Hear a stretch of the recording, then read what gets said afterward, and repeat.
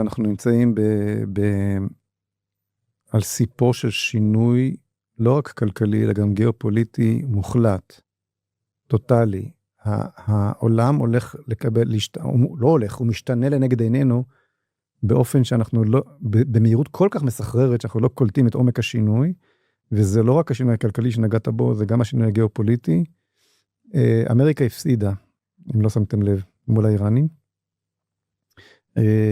וזה הפסד שיש לו משמעויות כלכליות מטורפות, אבל המציאות כפי שהיא עכשיו, אוקיי, שאמריקה הגיעה אל מיצוי יכולתה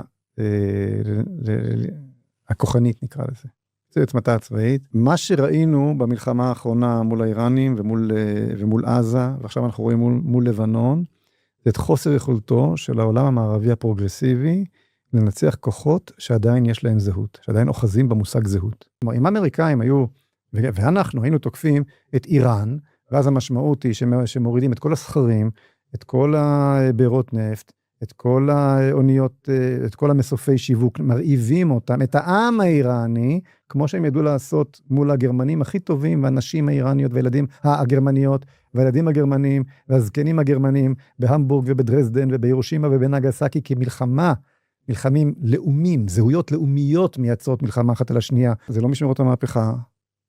מי שנלחם לך זה העם האיראני. הסיכוי היחיד שהעם האיראני יצא וימרוד מרד אפקטיבי, זה אם הוא יהיה רעב.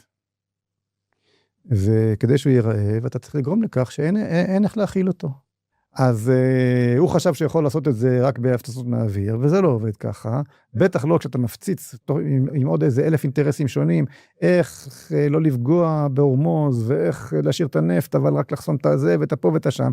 אתה בסוף מוצא את עצמך מעצמה עם יכולת מטורפת, עם פי 11 מהבאה אחריה, מבחינת היכולות הצבאיות, ונוסעות מטוסים מה שאתה רק רוצה, ואתה התקפלת משם עם הזנב בין הרגליים, ולמעשה, ללא ספק, שמביאים לידי ביטוי את סדרי הכוחות, האיראנים ניצחו. זה לא מי זרק על מי יותר חומר נפץ, אם זה המדד, אז הגרמנים, מי הרס יותר, אז הגרמנים ניצחו את מלחמת העולם השנייה, הם הרסו הכי הרבה, אוקיי? לא זה מה שקובע. מה שקובע מי ניצח, הוא מי אכף את רצונו על הצד השני. אוקיי? עכשיו, כשהוא עוצר אותך דרך האמריקאים בלבנון, באיזשהו קו ברווזים,